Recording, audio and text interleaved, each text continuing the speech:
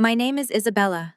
I am 33 years old, and while 24 guests stood in my backyard singing happy birthday to my 1-year-old son, I caught my husband backing my best friend against his mahogany desk. When I confronted him, he did not drop to his knees or beg for forgiveness. Instead, he dragged me inside, locked the door, and coldly gave me an ultimatum: accept his affair or get out. He told me I was absolutely nothing in Silicon Valley without the protection of his name. He was so confident in his power. So I quietly picked up my baby and walked out the front door. Within 10 minutes, I froze $12 million in our joint accounts and initiated the total withdrawal of my $885 million stake from his company. 20 minutes down the highway, my phone screen illuminated with 80 missed calls. Before I continue this story, let me know where you are watching from in the comments below. Hit like and subscribe if you have ever had to remind an arrogant partner exactly who holds the real power. The afternoon sun was streaming through the floor-to-ceiling windows of our Silicon Valley estate, casting a golden glow over the catered garden party. Caterers navigated around toddlers carrying trays of artisanal snacks, while a hired photographer snapped pictures of the perfect family gathering. I was standing near the custom 3-tier cake, holding a silver cake knife, searching the crowd for Bradley. It was time for Leo to smash his hands into his first birthday cake, but the father of the year was nowhere to be found. I handed the knife to a caterer and slipped away from the noise, walking down the long, quiet hallway toward Bradley's home office. I figured he was taking a quick business call. He was the chief executive officer of Nexus Tech, one of the fastest-growing artificial intelligence firms in the Bay Area. He thrived on the image of the tireless executive, the visionary leader who was always one step ahead. I pushed the heavy oak door open without knocking, expecting to see him pacing with his phone. Instead, the sight before me made the breath stall in my lungs. Bradley had Monica pinned against the edge of his massive desk. His hands were tangled in her hair, and they were kissing with a frantic, desperate energy that spoke of long-established familiarity. Monica was not just anyone. She was the public relations director for Nexus Tech, and more importantly, she had been my best friend for nearly 10 years. The heavy thud of the door hitting the wall broke them apart. Monica gasped, her hands flying to her disheveled blouse, her face flushing a deep, guilty crimson. But Bradley did not look guilty. He straightened his tailored suit jacket, wiped a smear of lipstick from his mouth, and looked at me with an expression of mild annoyance, as if I had simply interrupted a staff meeting. I stood frozen in the doorway, my mind struggling to process the betrayal of my husband and my oldest friend, destroying my family mere feet away from our son's birthday party. I expected him to panic. I expected him to scramble for excuses or swear it meant nothing. He did none of those things. Bradley walked toward me, grabbed my arm in a vice grip, and yanked me fully into the office. He slammed the door shut and locked it with a sharp click, cutting off the faint sound of cheering from the backyard. He stepped into my personal space, towering over me, his blue eyes entirely devoid of warmth. "Listen to me very carefully, Isabella," he said, his voice a low, threatening rumble.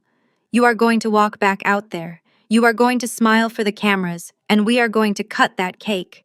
I stared at him, my voice barely a whisper as the shock began to recede, replaced by a cold, sharp clarity. "You are sleeping with my best friend in our house on our son's birthday." Bradley scoffed, crossing his arms. "I am the chief executive officer of a billion-dollar tech company. I operate under immense pressure, and Monica understands my world. You stay home, you play house, you arrange centerpieces. If you want to keep living in a $15 million estate, you will accept this arrangement. Otherwise, you can get out. But remember this: you are nothing in Silicon Valley without my name.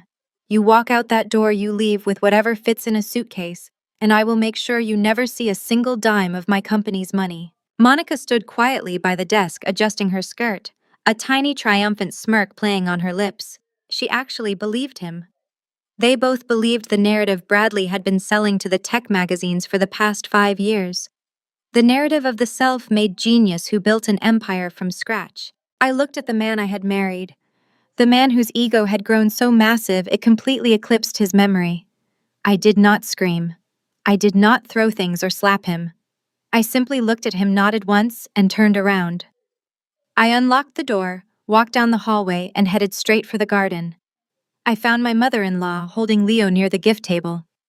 Without a word of explanation, I scooped my son into my arms, grabbed my purse from the kitchen counter, and walked out the front door. My Tesla was parked in the circular driveway. I strapped Leo into his car seat, climbed into the driver's side, and locked the doors. But I did not start the engine right away. Instead, I reached into my bag and pulled out my encrypted laptop. Bradley was a fantastic salesman. He was charismatic, ruthless in boardrooms, and knew exactly how to pitch a predictive neural network to venture capitalists. But Bradley was not a coder. He was not a developer, and most importantly, Bradley had not funded Nexus Tech. 5 years ago, before anyone knew Bradley's name, I had quietly sold my own machine learning startup to a major conglomerate.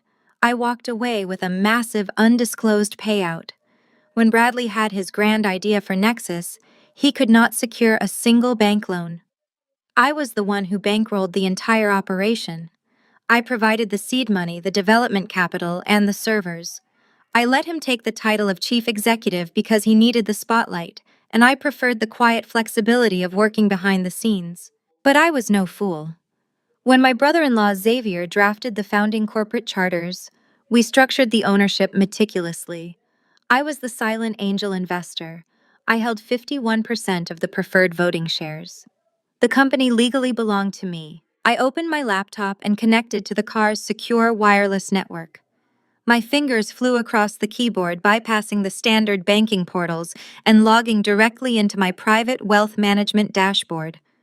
Bradley thought he controlled our wealth because his name was on the credit cards he used to buy expensive dinners and luxury cars. With 3 swift clicks, I locked down all 4 of our joint banking and investment accounts. $12 million in liquid assets were instantly frozen, completely inaccessible to anyone without my biometric authorization. Then I opened the corporate governance portal for Nexus Tech. I navigated to my private trust holdings. Bradley had threatened to make sure I never saw a dime of his company's money. He was about to learn a very hard lesson about ownership. I initiated the emergency extraction protocol for my equity. $885 million worth of capital and controlling interest shifted from the active corporate pool into my impenetrable private holding trust. I closed the laptop, placed it on the passenger seat, and finally put the car into drive. The tires crunched softly against the gravel as I pulled out of the gates of the estate, leaving the birthday party, the cheating husband, and the treacherous best friend behind. 20 minutes later, I was cruising down the Pacific Coast Highway, the ocean breeze slipping through the cracked window. My son was babbling happily in the back seat, completely unaware of the earthquake that had just shattered our lives. My phone, resting in the cup holder, suddenly lit up. The screen displayed a notification: missed call from Bradley, then another, and another. The notifications began rolling in like a slot machine paying out a jackpot. By the time I reached the city limits, the screen showed 80 missed calls. Bradley had clearly just tried to use his platinum card to pay the elite catering company for Leo's birthday party, only to find his accounts completely paralyzed. His world was currently burning to the ground, and I was the one holding the matches. My phone vibrated violently against the nightstand, dragging me from a fitful sleep at dawn. I had spent the last 24 hours in a state of high alert at the gated estate of my sister Hannah and her husband Xavier. Every shadow in the hallway seemed like a threat. I reached for the screen, expecting another barrage of panicked messages from Bradley, but instead I saw a notification from a popular tech news outlet. The headline was plastered across the top of my screen: cruel and calculated tech CEO's wife faces severe postpartum psychosis, allegedly attempts to sabotage startup. I felt a coldness spread through my chest as I clicked the link. The article was a masterpiece of professional slander. It claimed that I had been struggling with my mental health since the birth of Leo, and that my recent attempts to secure my own finances were actually the erratic symptoms of a woman losing her grip on reality. The anonymous source, clearly Monica, had provided every detail from the timing of my departure to the freeze on our accounts, spinning it into a narrative where I was the villain endangering the future of the innovative company my own money had built. I scrolled through the comments section, my breath hitching in my throat. Strangers were calling me dangerous. They were discussing whether I was a fit mother and questioning why the board hadn't already stepped in to protect their investment from my supposed instability. It was a digital lynch mob fueled by a single person's malicious lies. I closed the tab, my hands shaking. I didn't want Bradley's money and I didn't want his fame, but I refused to let them strip away my dignity and my motherhood in the public eye. I went downstairs to find Hannah in the kitchen. She looked exhausted, her usual vibrant energy dimmed by the stress of the last few days. She had already seen the article. Her face was set in a hard, protective line. "We are not letting this slide," she said, sliding a fresh mug of black coffee toward me. I took a sip, the heat doing little to warm me. I laughed, but it was a dry, brittle sound. I told Hannah about Monica. I told her how 10 years ago, when Monica was working as a barista and buried under a mountain of debt, I had personally written a check for $80,000 to pay off her student loans. She had been my maid of honor. She had been the person I trusted with my life. We had shared apartments, secrets, and dreams. I had seen her potential when everyone else saw a struggling young woman, and I had invested in her future because I believed we were building something together. Now she was leveraging that decade of friendship to burn my life to the ground. Hannah's jaw dropped. "You gave her $80,000. You saved her from bankruptcy, and this is how she repays you."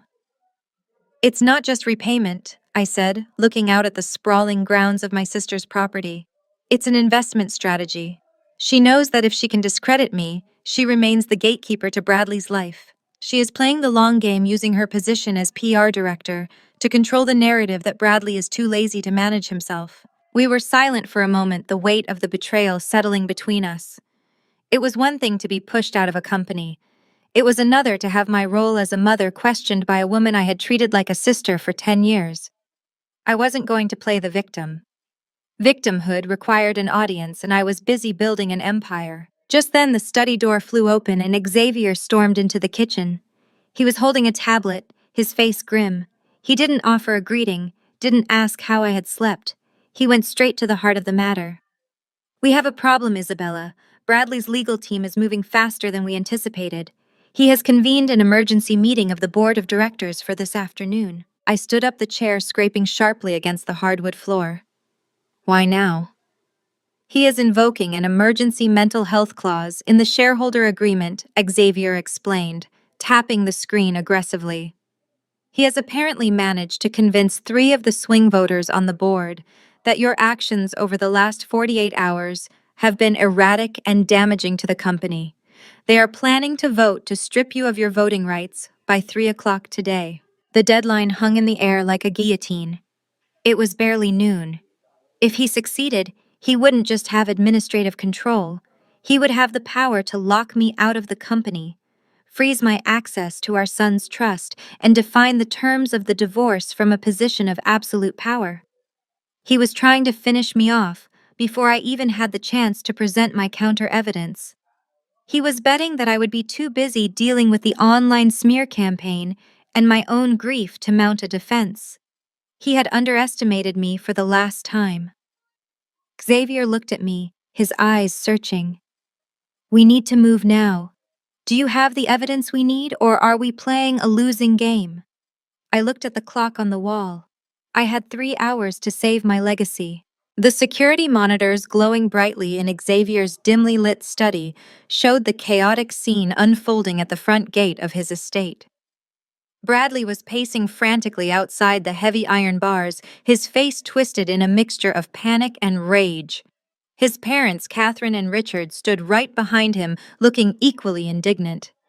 The intercom buzzed again, a harsh grating sound that shattered the quiet sanctuary of the house. Bradley was shouting into the speaker, threatening to call the authorities, claiming I had abducted our son, and demanding that we open the gates immediately. Xavier did not flinch. He calmly adjusted his cuffs, picked up a thick manila envelope from his polished mahogany desk, and gave me a reassuring nod. He told me to stay inside with Hannah and Leo, insisting that he had this situation completely under control. But I was no longer the woman who hid in the shadows to protect her husband's fragile ego. I had spent 5 years playing the quiet, supportive wife, while Bradley took the credit for the empire my money had built. I picked up my jacket, squared my shoulders, and followed my brother-in-law out the front door. The cool evening air hit my face as we walked down the long paved driveway toward the gate. The sky was painting itself in shades of deep purple and bruised orange, a beautiful backdrop for an ugly confrontation. As we approached the heavy iron barrier, Catherine gripped the bars, her knuckles turning white. Her perfectly styled hair was slightly out of place, and her eyes were filled with absolute venom. She did not ask how I was doing. She did not express a single ounce of sorrow for her son's abhorrent behavior. She did not care that my heart had just been ripped out of my chest on my son's first birthday. Instead, she pointed a manicured finger at me and raised her voice so the entire neighborhood could probably hear. She told me that if I had not let myself go, if I had not looked like a tired house mom who wore comfortable clothes all day, Bradley would not have had to seek affection elsewhere. She looked me dead in the eye and blamed me for his infidelity with my best friend. She claimed that a man of Bradley's status required a certain level of glamour, something Monica clearly provided. I stood my ground, feeling absolutely nothing but icy resolve toward this woman who had pretended to love me for the last 5 years. Richard chimed in next, his tone dripping with condescension. He demanded that I stop this childish tantrum and unlock the bank accounts immediately. He said Bradley had a massive company to run, vendors to pay, and a reputation to maintain. He told me my petty jealousy was embarrassing their family name and jeopardizing their son's hard-earned success. Bradley stepped forward, pushing his enabling parents aside. He gripped the iron bars, demanding that I open the gate and hand over his son. He ordered me to restore his access to the $12 million I had frozen. He used his best boardroom voice, the one he used to intimidate junior developers and rival executives. He promised that if I complied right now, he would generously allow me to keep a small monthly allowance so I could maintain a modest lifestyle. He honestly thought he was still in control.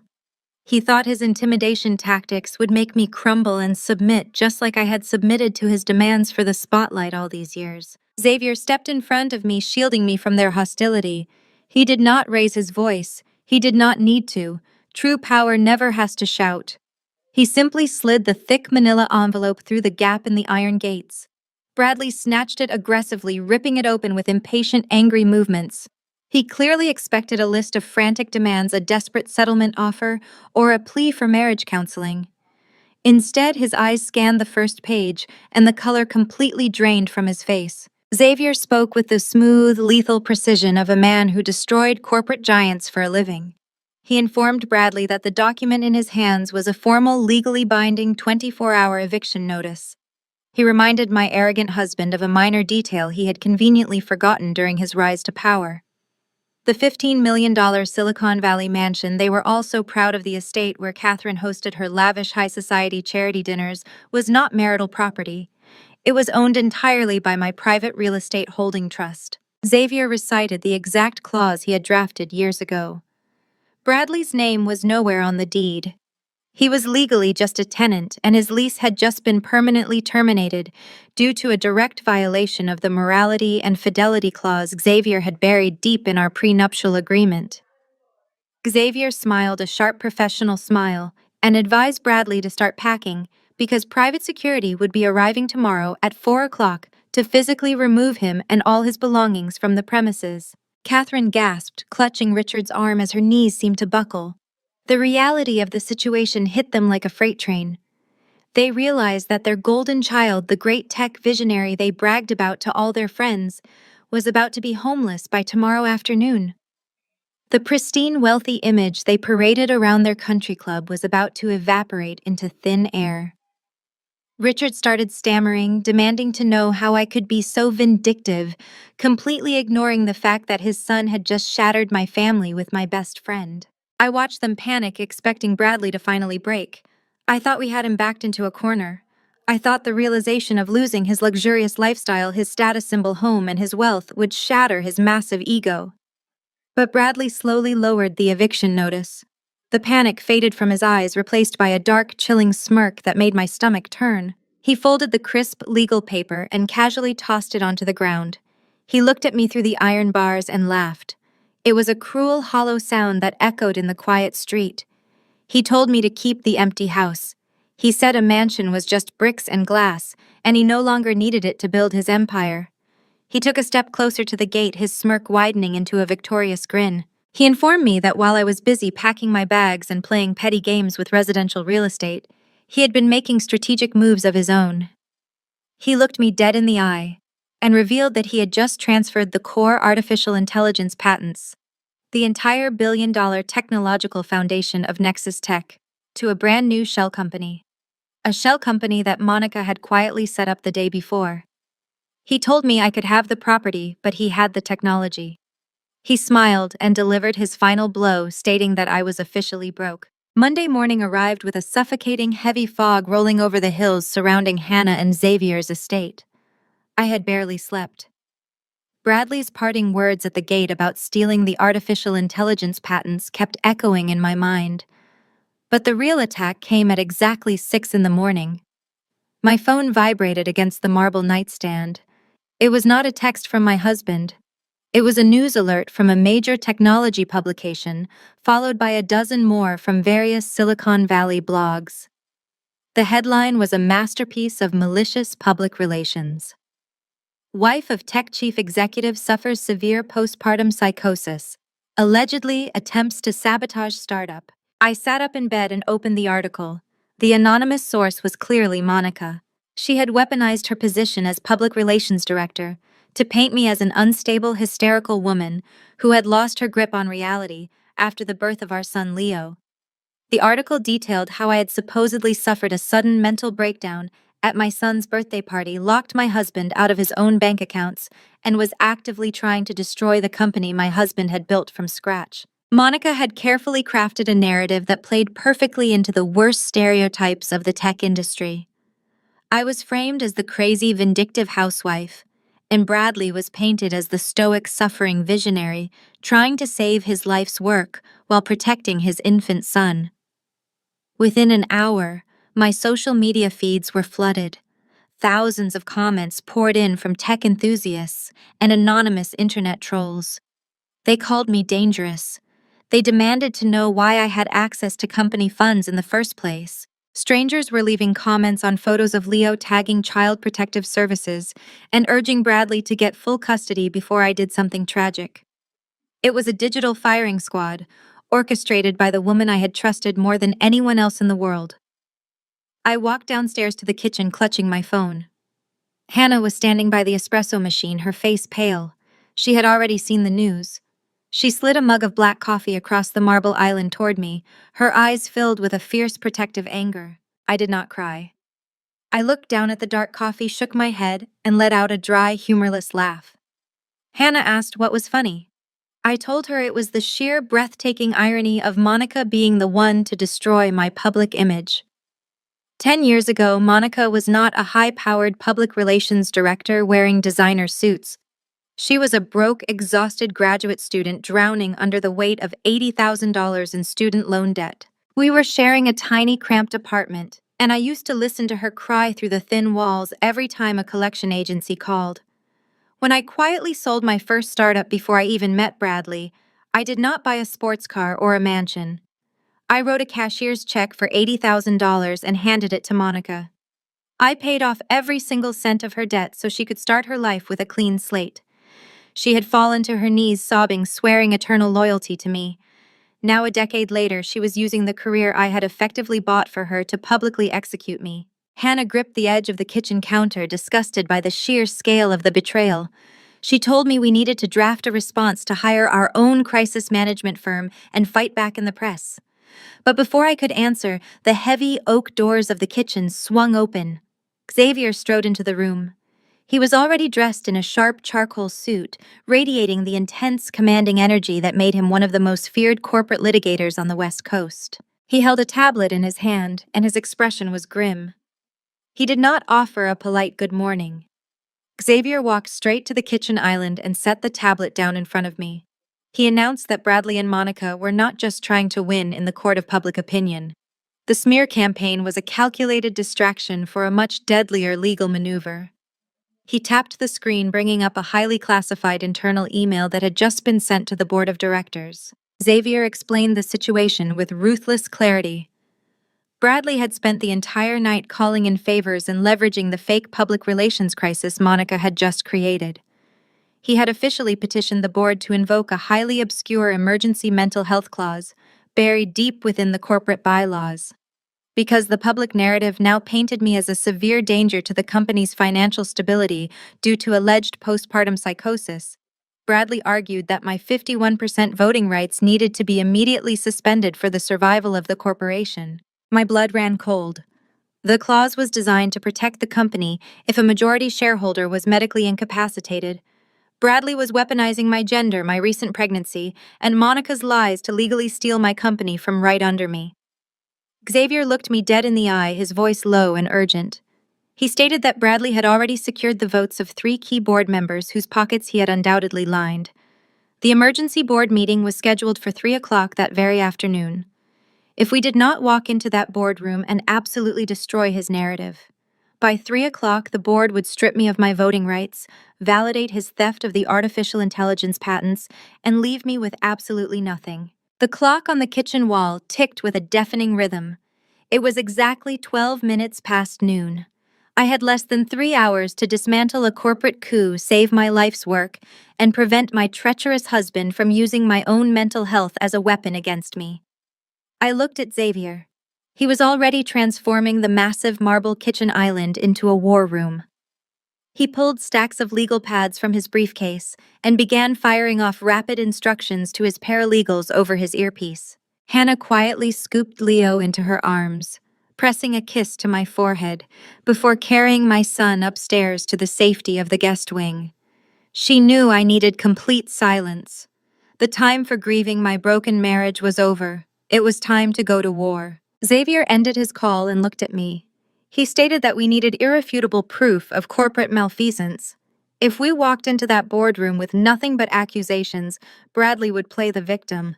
He would point to the news articles Monica just published and tell the board that I was suffering from severe postpartum delusions. We needed hard data, the kind of data that would terrify a board of directors into turning against their chief executive officer. I asked Xavier for a completely sterile laptop. I could not use my own devices as Bradley's information technology department might have already triggered remote tracking software on any hardware registered to my name. Xavier did not ask questions. He walked to his study and returned with a heavy military-grade encrypted laptop he used for secure client communications. He set it down in front of me and stepped back. I opened the screen and took a deep breath. For 5 years, I had allowed Bradley to stand in the spotlight. I had let him give the keynote speeches, grace the covers of magazines, and take the credit for the predictive algorithms that made Nexus Tech a billion-dollar enterprise. He loved telling the press that he built the network architecture from the ground up. But that was a lie. Bradley was a salesman who knew how to wear a tailored suit. I was the one who actually built the original network infrastructure. Before we even hired our first developer, I had spent countless nights writing the foundational code in our cramped apartment. Because I knew the system better than anyone, I had quietly woven a ghost protocol deep into the core architecture. It was a hidden backdoor server access point that bypassed all front-facing administrative locks. I had never told Bradley about it. It was my digital safety net, a quiet precaution I hoped I would never have to use. My fingers flew across the unfamiliar keyboard. I typed in a complex string of command prompts that had been burned into my memory for half a decade. The screen went completely black. A cursor blinked in the top left corner. I entered my private sequence and suddenly, lines of green text cascaded down the monitor. The firewall dissolved without triggering a single internal alarm. I was in.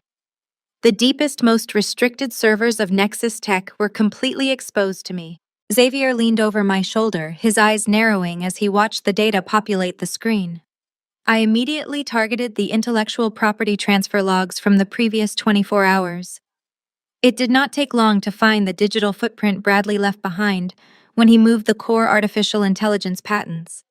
I isolated the destination server and pulled the registration records for the shell company Monica had set up to receive the stolen technology. But as the financial routing data tied to Monica's shell entity loaded onto the screen, I stopped breathing. The numbers did not make any sense. I started digging deeper, pulling the transaction histories linked to the shell company's offshore routing numbers. This fake corporation was not just a holding vault for the stolen patents. It was an active bleeding artery connected directly to Nexus Tech's central accounts.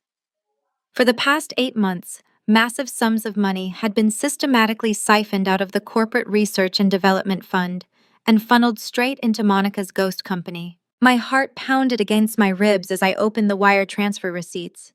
Bradley and Monica were not just plotting to steal my company. They had been actively embezzling company funds to finance their affair.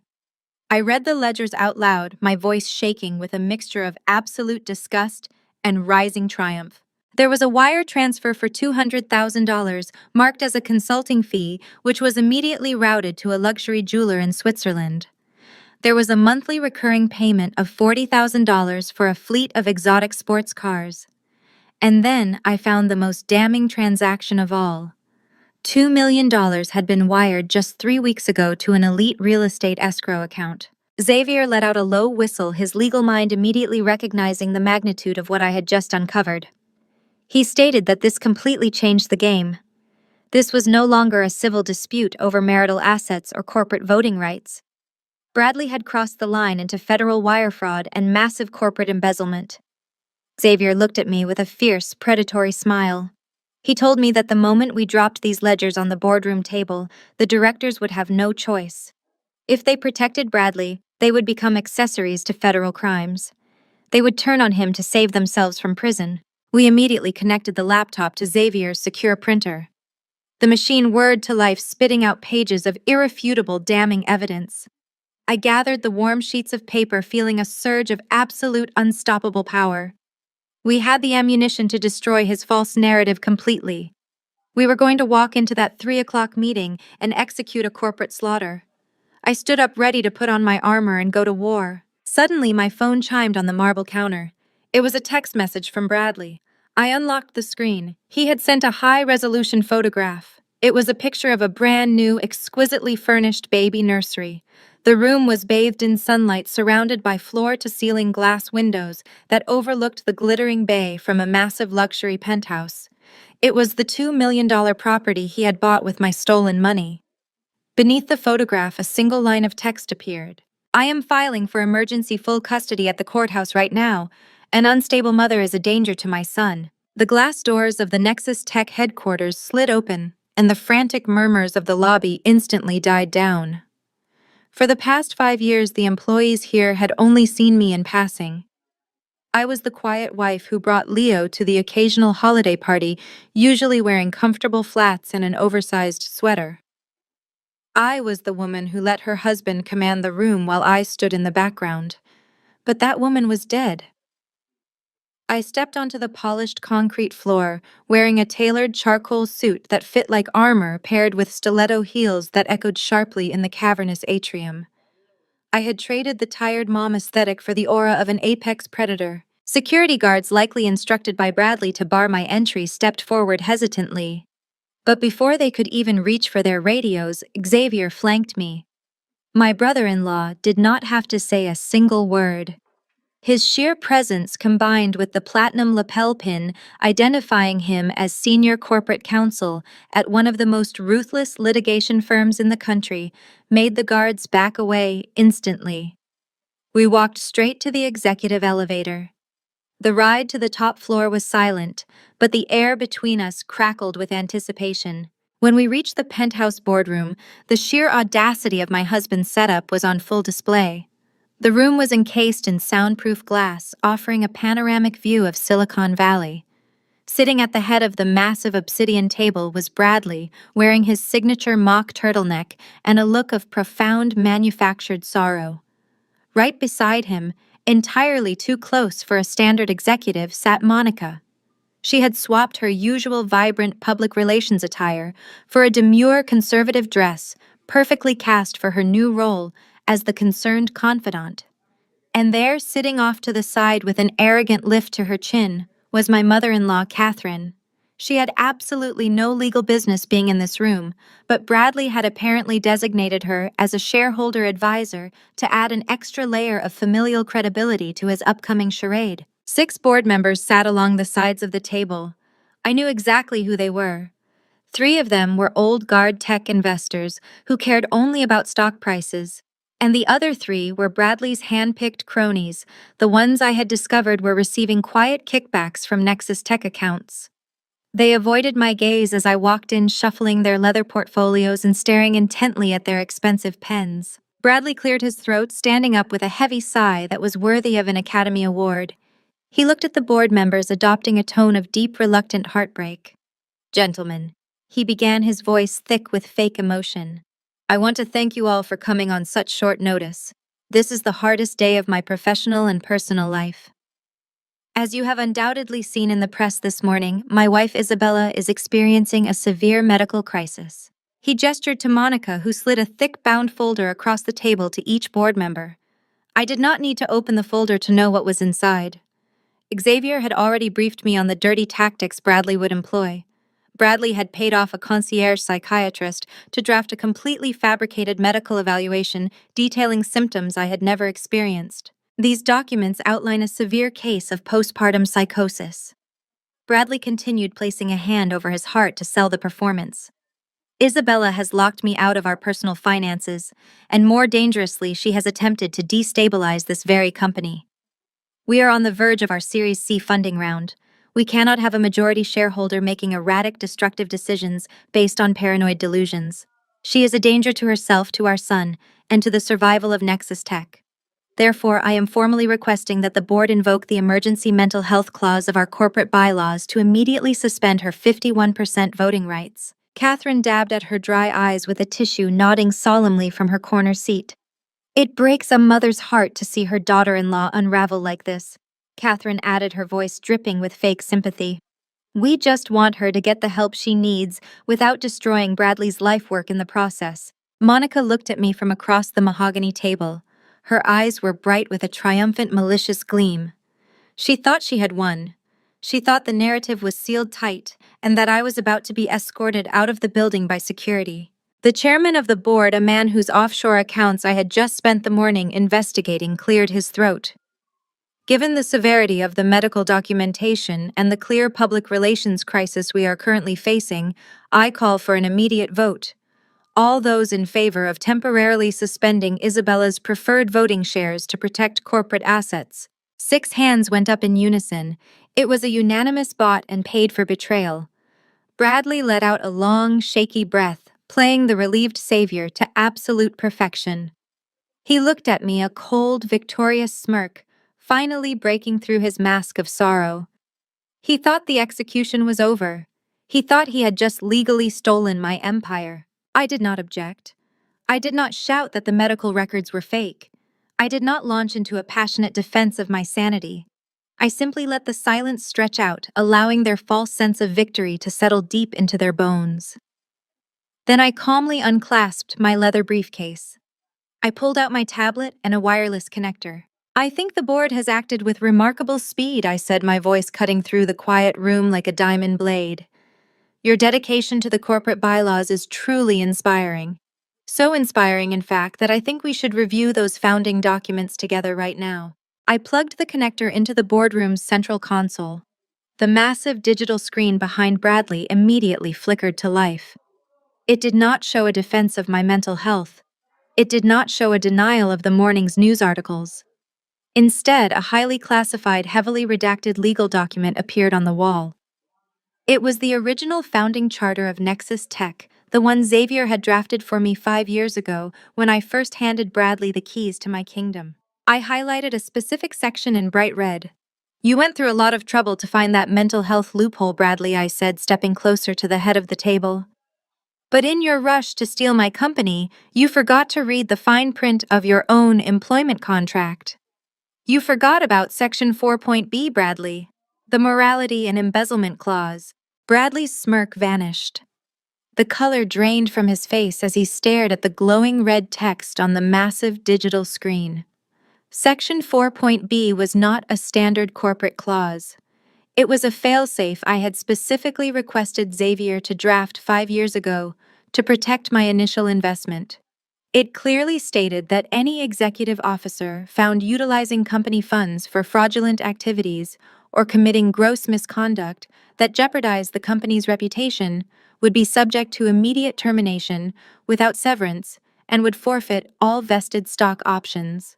Before Bradley could formulate a lie to defend himself, Xavier stepped up to the massive obsidian table. My brother-in-law did not speak. He simply opened his leather briefcase and began distributing thick black dossiers to every single board member. He tossed one directly in front of Catherine, whose fake sympathetic tears had completely dried up, replaced by a look of sheer confusion. He dropped the final dossier in front of Bradley with a heavy thud. Xavier then stepped back and crossed his arms, his towering presence dominating the room. I told the board members to open their folders. I instructed them to look past the fabricated psychiatric evaluations Bradley had just handed them and focus on the genuine, unfiltered financial records of Nexus Tech. The room filled with the frantic sound of rustling paper. The chairman of the board, the same man who had called for my suspension just minutes ago, adjusted his glasses and stared at the top sheet, his eyes widening in horror. I walked down the length of the table, my heels clicking sharply against the floor. I explained that while they thought they were voting to protect the company from an unstable mother, they were actually being manipulated into covering up a massive corporate heist. I directed their attention to page 4 of the dossier. I detailed how for the past 8 months Bradley had been systematically siphoning money from our Vital Research and Development Fund. He had been routing massive sums through a ghost entity disguised as a technology consulting firm. Monica shifted uncomfortably in her seat, her perfectly applied makeup unable to hide her sudden pallor. I locked eyes with her and announced to the room that the supposed consulting firm was registered entirely under her name. I read the transactions out loud, so there could be no deniability. $200,000 wired for what was labeled as server maintenance, which actually went straight to a luxury jeweler in Switzerland. $40,000 a month for a fleet of leased sports cars. The bought-off board members who had been receiving quiet kickbacks suddenly realized that Bradley's theft was vastly larger than whatever bribes he had paid them. But I saved the most devastating piece of evidence for last. I told them to turn to page 12. It was a wire transfer receipt dated exactly 3 weeks ago. $2 million had been moved from the Nexus Tech primary operating account into an elite real estate escrow account. I pulled my phone from my pocket and projected the image Bradley had texted me earlier that day onto the main screen right beside the founding charter. The high-resolution photograph showed a sunlit, perfectly furnished baby nursery in a luxury penthouse overlooking the bay. I looked directly at Bradley, my voice radiating pure, unadulterated fury. I told him that I received his threatening text message about filing for emergency full custody. I explained to the horrified board that Bradley used $2 million of company money to buy a luxury penthouse for his mistress. And then he had the absolute audacity to furnish a nursery in that stolen property and threatened to take my 1-year-old son there under the guise of protecting him from me. The atmosphere in the boardroom shifted from tense to utterly terrified. Xavier stepped forward again, his voice echoing with absolute legal authority. He informed the board that what they were looking at was not a marital dispute. It was a highly coordinated multi-million-dollar federal wire fraud operation. He warned them that the financial ledgers they were holding had already been time-stamped and securely backed up on multiple off-site servers. Xavier made it crystal clear that if they voted to protect Bradley now, they would not just be fired. They would be legally implicated as accessories to corporate embezzlement. They would face federal indictment, massive fines, and guaranteed prison time. The survival instincts of Silicon Valley executives kicked in instantly. The chairman of the board threw the folder down onto the table, his face pale with raw fear. He looked at Bradley with pure disgust and declared that the board had been lied to. The 3 cronies Bradley had bought off immediately started backtracking, loudly proclaiming their innocence and insisting they had absolutely no idea about the stolen research and development funds. Within 30 seconds, the unanimous support Bradley had orchestrated completely evaporated. They turned on him like starving wolves. The chairman demanded Bradley step down immediately or face a criminal referral to the authorities right this minute. I watched Bradley, expecting him to panic, expecting him to finally break under the crushing weight of his own crimes. I wanted to see the fear in his eyes. But Bradley did not beg. He did not apologize. Instead, he leaned back in his leather executive chair and started to laugh. It was a chilling, arrogant sound that echoed off the glass walls. He slowly stood up casually, buttoned his suit jacket, and looked at the panicked board members with complete disdain. He told them to go ahead and fire him. He said they could invoke all the morality clauses they wanted and call federal agents to the building. He walked over to Monica and placed a proprietary hand on her shoulder. Bradley smiled at me and stated that the company ledgers did not matter anymore because the artificial intelligence code was already gone. He announced that he had completely wiped the central servers that morning, erasing every line of predictive algorithms that made the company valuable. He told the board that Nexus Tech was now nothing more than an empty shell with a fancy office space. Monica stepped forward, her initial panic completely replaced by a triumphant sneer. She reached into the pocket of her conservative dress and held up a small, sleek silver flash drive. She declared that she held the only encryption keys to the billion-dollar technology on that tiny device, and if we wanted the company to survive, we were going to have to play by their rules. Monica held the small silver flash drive up to the fluorescent lights of the boardroom, her face radiating a toxic, intoxicating pride. The sheer audacity of her stance was almost impressive. She had just been exposed for embezzling millions of dollars, yet she stood there looking as if she had just conquered the entire technology industry. Bradley stepped up right beside her, wrapping a protective, possessive arm around her waist. They looked like a pair of triumphant villains who had successfully backed a room full of billionaires into a fatal corner. The board members stared at the tiny metal drive in absolute horror. They fully understood the reality of the situation. Without the predictive algorithms stored on that specific drive, Nexus Tech was completely worthless. The software was the engine that powered every lucrative contract the company had signed over the past 3 years. Monica slowly walked around the edge of the massive obsidian table. She looked directly at the chairman of the board, her voice dripping with a newfound dangerous authority. She announced that they were now operating under a new set of rules. She laid out her extortion demands with ruthless clarity. The board would immediately vote to drop all internal investigations regarding the missing research and development funds. Furthermore, they would authorize a complete transfer of all remaining corporate assets to her newly formed shell entity.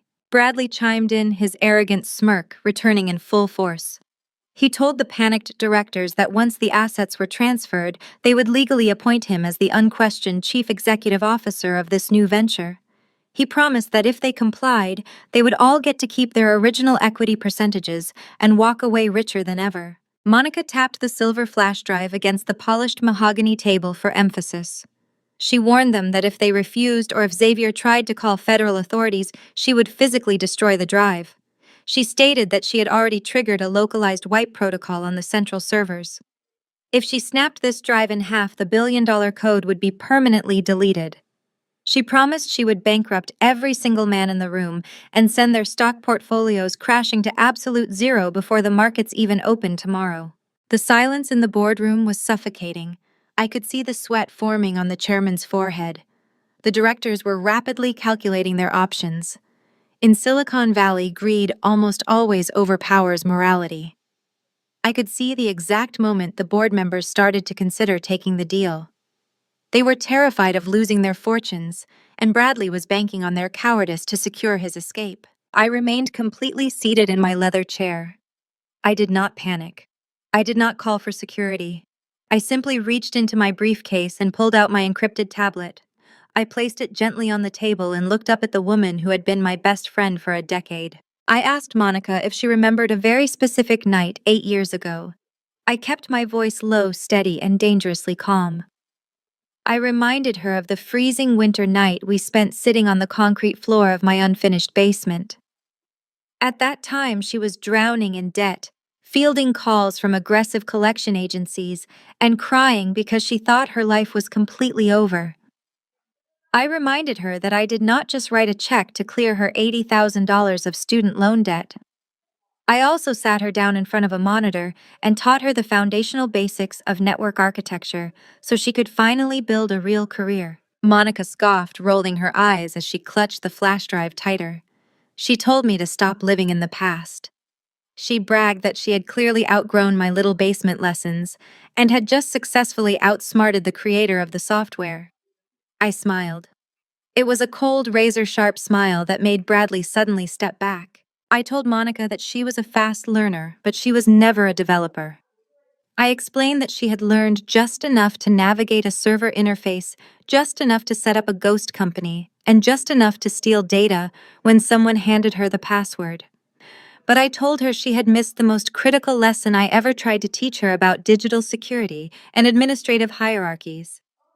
I swiped my finger across my tablet screen, bringing up a black command terminal. I looked her dead in the eye and stated that I never gave her the master administrative rights. Not to the company servers, and certainly not to the external network drives she thought she had securely configured.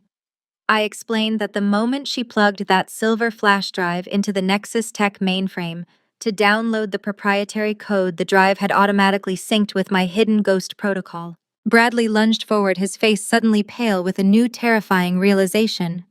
He shouted at Monica to disconnect her laptop from the boardroom wireless network. He was too late. I typed 3 short lines of code into my tablet.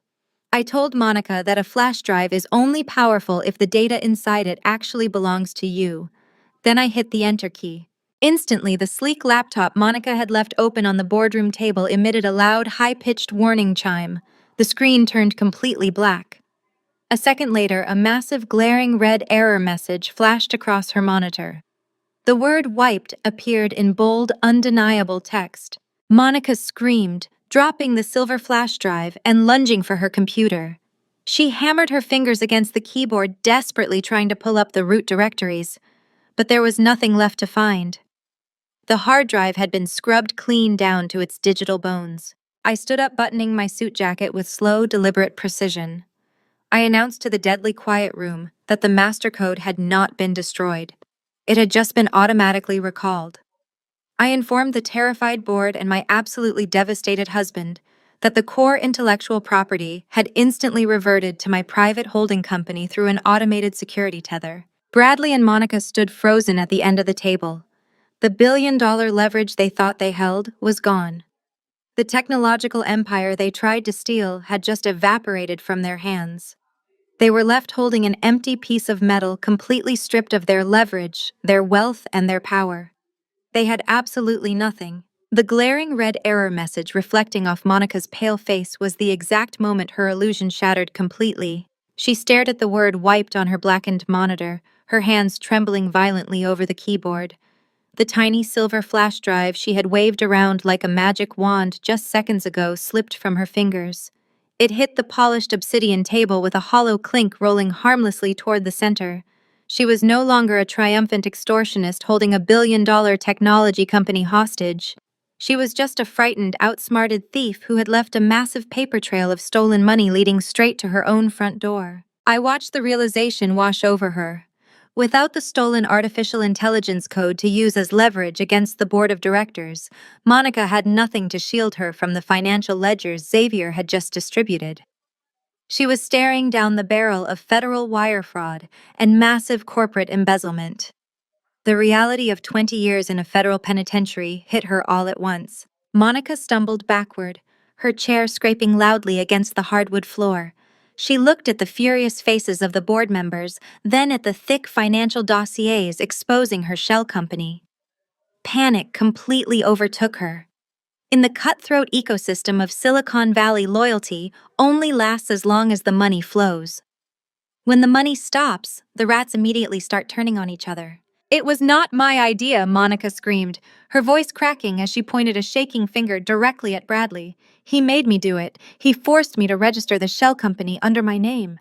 Bradley whipped his head around, his eyes widening in absolute shock. The arrogant smirk he had worn since I walked into the room was entirely gone. Monica did not stop. Survival instinct stripped away every ounce of her affection for the man she had destroyed my marriage for. She backed away from him, shouting to the entire boardroom that Bradley had orchestrated the whole embezzlement scheme.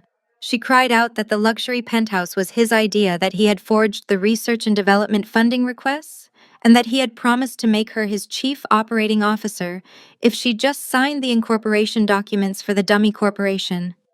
She swore to the board that she was just following direct orders from her chief executive officer, playing the role of a coerced employee who was manipulated by a powerful superior. Bradley's face turned a dangerous mottled shade of crimson.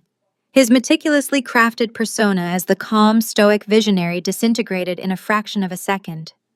A narcissist can handle losing money, and they can even handle losing power, but they can never handle being publicly betrayed and exposed as a fraud by someone they consider beneath them. "Shut your mouth!" Bradley roared, his voice echoing violently against the soundproof glass walls.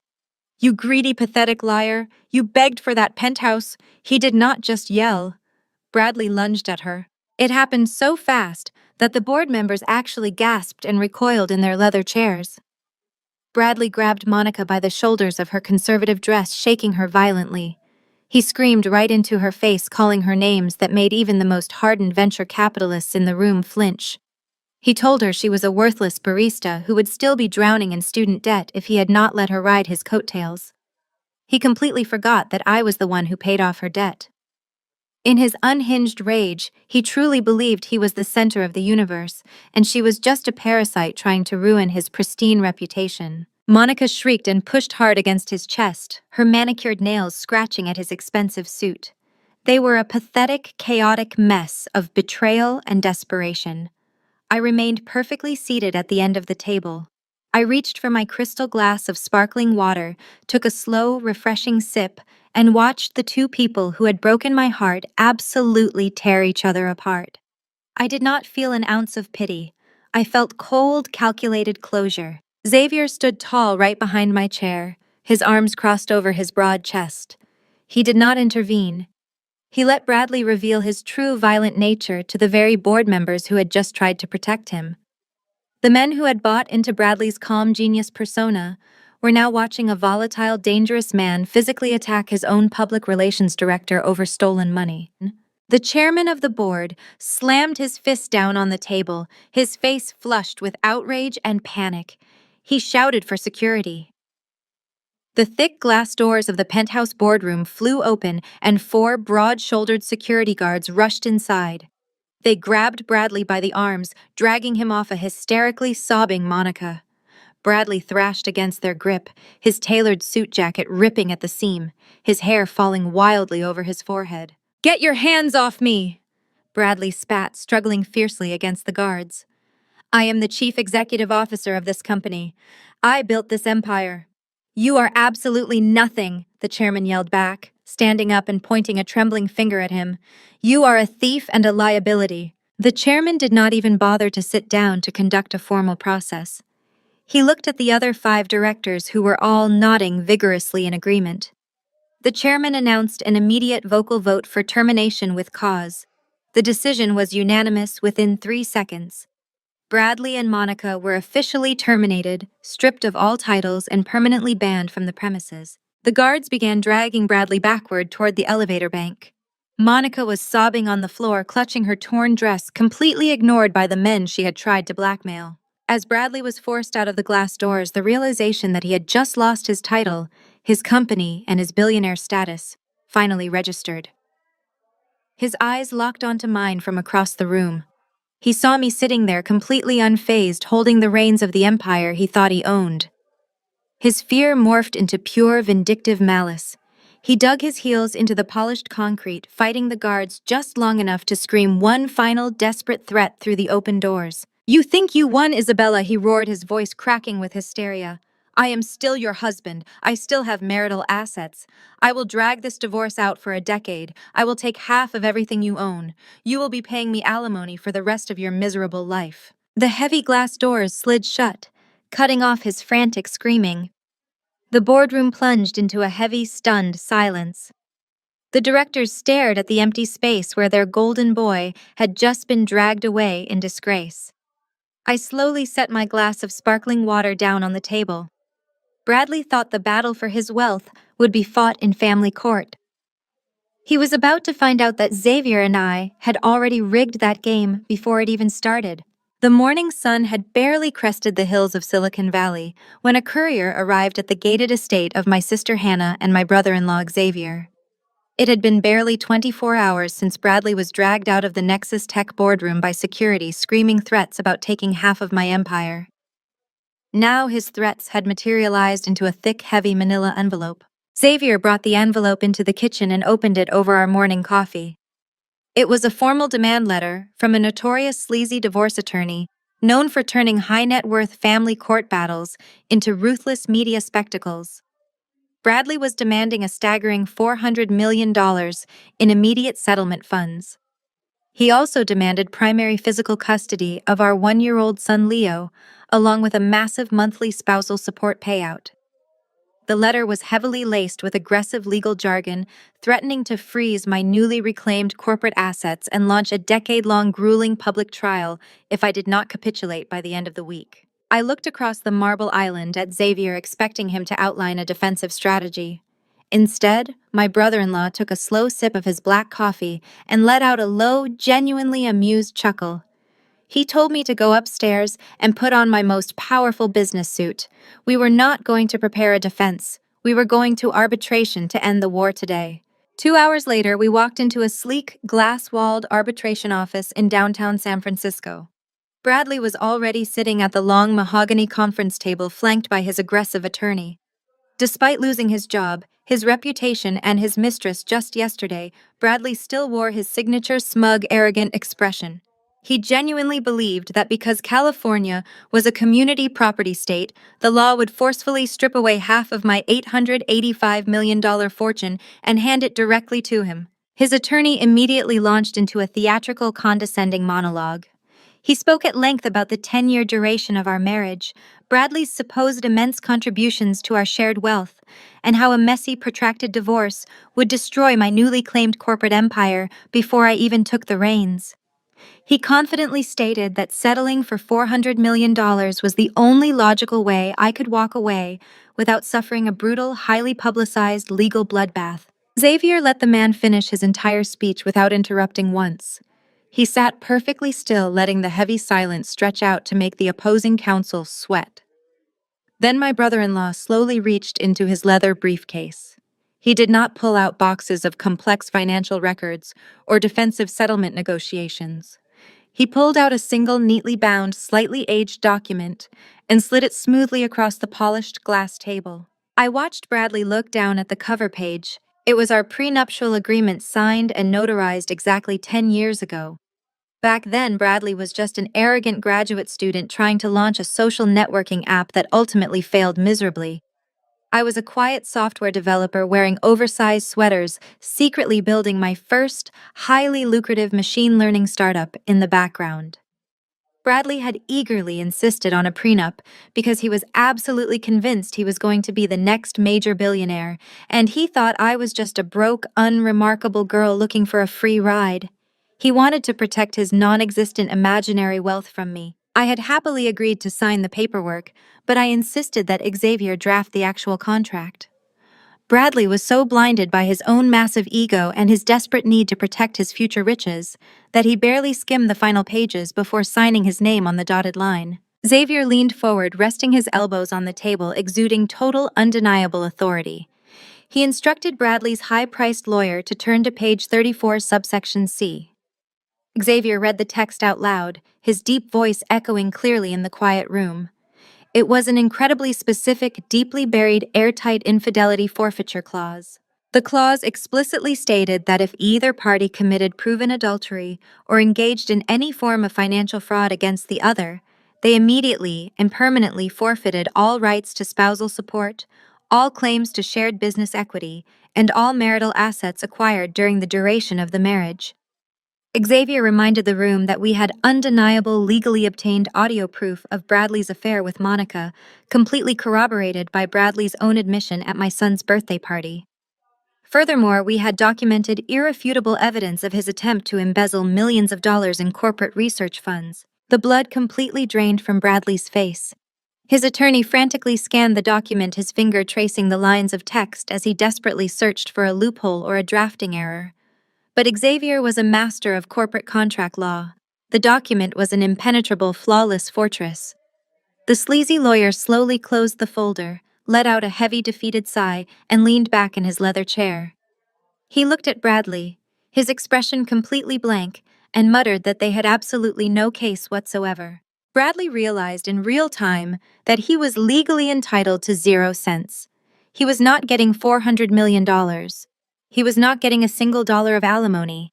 He was walking away from a 10-year marriage and a $1 billion tech empire with nothing but the clothes on his back and a looming federal investigation. The realization broke whatever fragile remnants were left of his sanity. Enraged, humiliated, and completely stripped of his unearned wealth, Bradley stood up so violently that his heavy chair crashed to the floor behind him. He glared at me with pure, unadulterated hatred, realizing he could no longer fight me in the boardroom or the courtroom. He stormed out of the arbitration office, pulling his phone from his pocket as he marched down the hallway. He was done playing by legal and corporate rules. He resorted to his final, dirtiest trick. Right there in the corridor, pacing like a caged animal, he dialed an anonymous hotline. I watched through the glass walls as he frantically spoke into the receiver, fabricating a horrific, detailed lie. He called Child Protective Services, reporting that I was currently on a severe, dangerous drug binge and had left our 1-year-old son Leo completely alone in a hazardous, life-threatening environment. We watched through the glass walls of the arbitration office as Bradley frantically paced the corridor, his face twisted in a mask of pure desperation. I knew a cornered narcissist would stoop to the lowest possible level to regain control, but I did not anticipate just how fast his vengeance would manifest. Xavier and I left the building in complete silence, the victory of the ironclad prenuptial agreement still hanging in the air.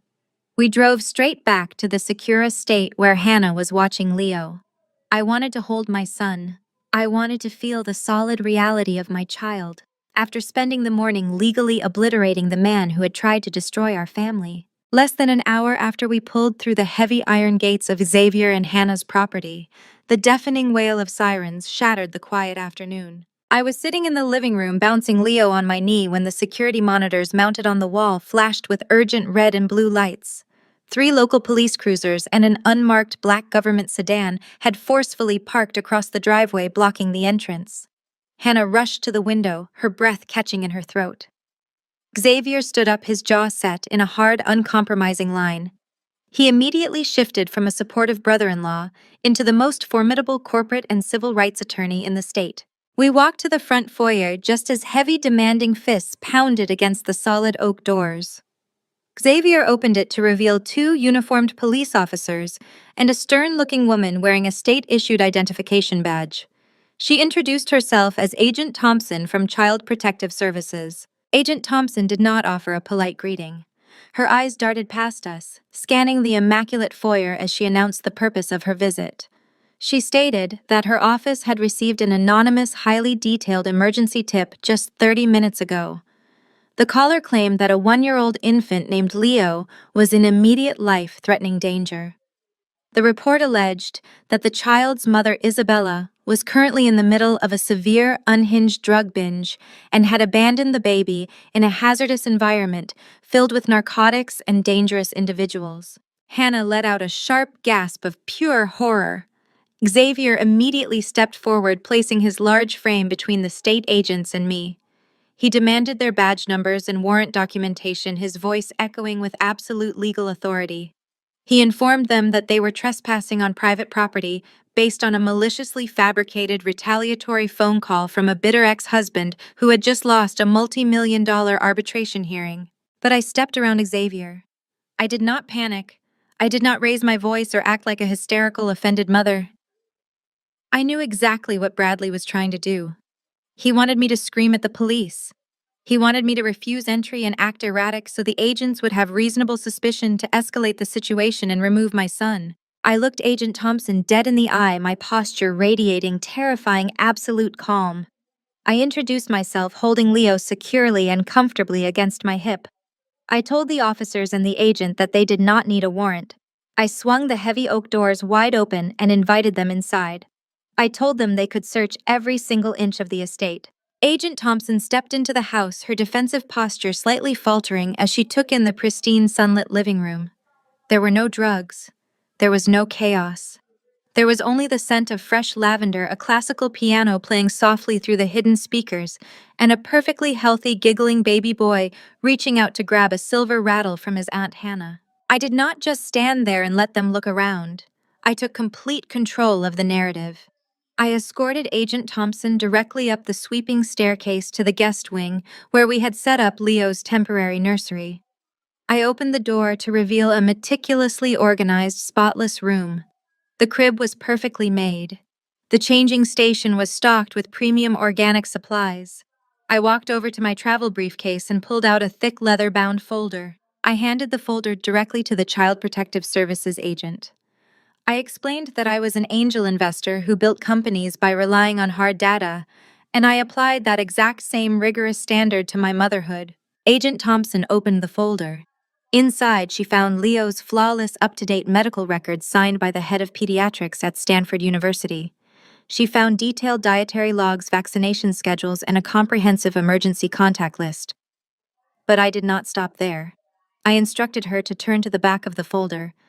I had spent the last 24 hours preparing for every possible dirty trick Bradley could pull. I had gathered sworn notarized character statements from some of the most elite respected community members in Silicon Valley. There were letters from charity board directors, philanthropic leaders, and prominent female executives, all attesting to my pristine record, my unwavering stability, and my absolute dedication as a mother. Agent Thompson read through the documents, the color slowly rising in her cheeks, as the reality of the situation dawned on her. She looked around the immaculate nursery, looked at the undeniable proof in her hands, and then looked at me. The stern, accusatory demeanor completely vanished, replaced by profound professional embarrassment. She realized she had just been weaponized by a vindictive man trying to terrorize his wife. She slowly closed her notebook and handed the leather folder back to me. She let out a heavy sigh and offered a deeply sincere apology for the intrusion. She stated firmly that I was clearly an exceptional mother, and that this was undeniably a malicious, fabricated report. She promised to close the case immediately and note the false nature of the caller's claims in the official state registry. I thanked her for her diligence and walked her back down the sweeping staircase toward the front door. Xavier and Hannah were waiting in the foyer with the police officers who had already realized they were wasting their time. Agent Thompson turned to shake my hand before leaving, but as she reached for the door handle, she paused. She looked through the narrow glass panels flanking the heavy oak doors and let out a sharp, disgusted breath. She pointed a finger toward the massive iron gates at the end of the long driveway. She told me I needed to look outside because the anonymous caller had not just contacted the state authorities. I stepped up to the glass and looked through the evening fog. Bradley had not come here to genuinely check on his son. He had tipped off a local news crew. Two massive broadcast vans were parked aggressively against the curb, their blinding white camera lights cutting through the dusk. And there, standing directly in the center of the glaring media spotlight, was my husband. He was gripping the wrought iron gates with both hands, his face buried against the metal bars. He was putting on the performance of a lifetime, acting like a weeping, alienated, desperate father begging a cruel woman for access to his endangered child. I stood in the foyer with Hannah and Xavier, watching the flashing white lights of the news vans cut through the evening fog. Through the narrow glass panels of the front doors, we could see Bradley, gripping the wrought iron gates at the end of the driveway. He was performing for the cameras, weeping and pleading, playing the role of a devastated father whose child had been stolen by an unstable wife. Hannah grabbed my arm and suggested we close the blinds and wait for private security to disperse the crowd. I looked down at my son Leo, who was resting calmly against my hip. I shook my head. For 5 years, I had hidden behind closed doors while Bradley built a false empire on my money and my code. I had let him control the public narrative because I thought it protected our family. But that silence had only given him the weapon he was currently using to destroy me. I was not going to hide in the shadows anymore. I told Xavier to open the front doors. The cool California air washed over us as we stepped onto the front porch. The reporters at the gate immediately spotted us. The chaotic shouting amplified, echoing up the long paved driveway as cameras flashed furiously. They were desperate to capture the first images of the deranged, hysterical tech wife they had been reading about all